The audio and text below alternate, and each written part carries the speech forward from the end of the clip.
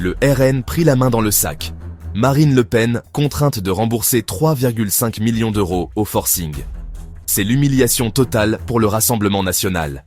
Après des mois de résistance, le parti de Marine Le Pen vient de céder et a commencé à rembourser les 3,5 millions d'euros réclamés par le Parlement européen. La justice les a littéralement forcés à payer. Nous n'avons pas le choix, avoue Kevin Pfeffer, le trésorier du RN, dans un aveu d'impuissance totale. Imaginez la scène. Le parti qui prétend défendre la souveraineté française est obligé de s'agenouiller devant l'Europe et de rendre l'argent qu'il a détourné.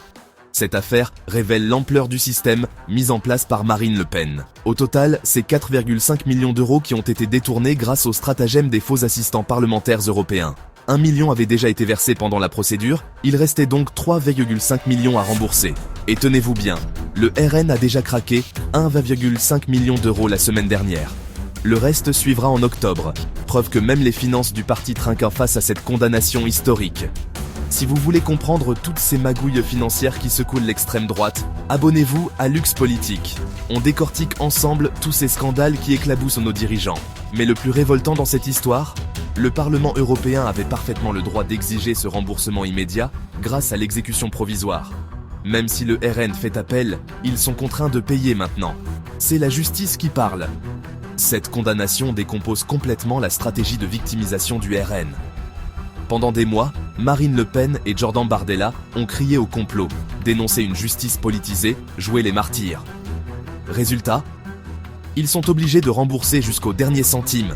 La somme est colossale, 3,25 millions pour la réparation du préjudice financier, 200 000 euros pour le préjudice moral, plus les frais d'avocat.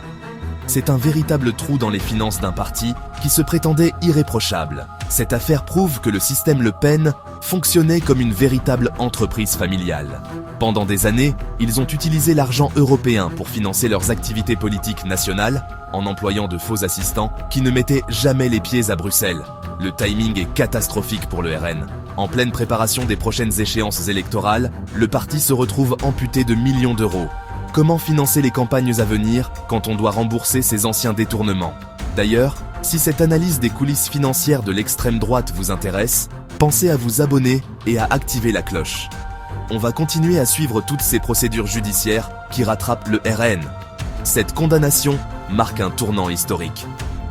Pour la première fois, le parti Le Pen est confronté aux conséquences concrètes de ces pratiques douteuses. Fini le temps où il pouvait détourner l'argent public en toute impunité.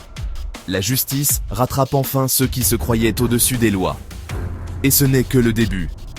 D'autres procédures sont en cours et le procès en appel pourrait encore aggraver leur situation financière.